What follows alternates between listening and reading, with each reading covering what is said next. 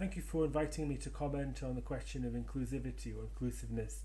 as it relates to energy consumers,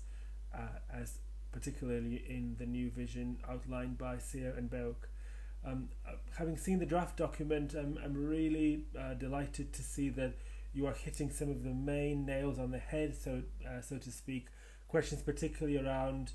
integration of policies, inclusive practices, energy justice, but also inclusive energy policies. These are absolutely vital if we're going to move towards a comprehensive, fair energy transition across Europe. If I were to look at what you've written more carefully, and if I were to open up some of the questions that this raises, I would say that maybe one point that's perhaps missing from the debate is the question of housing policy and health policy. These are absolutely vital in relation to energy poverty and energy inequality, because energy deprivation in the domestic sector is primarily a housing issue, and without deeper changes to how we regulate our housing, how we organize our cities, how we organize the whole of the housing sector, we can't really move towards justice for all energy consumers, particularly those who are often, as we say, hard to reach. Another question that I would argue is perhaps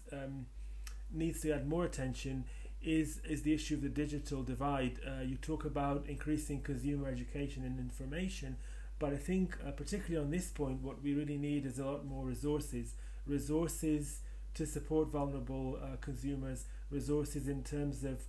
where those have been withdrawn as a result of local policies or austerity, resources that are provided collectively to address the energy divide. A lot of the people who are struggling on the question of the energy divide it's not necessarily a question of education, it's primarily a question of access to technology, which might not be there for a range of reasons.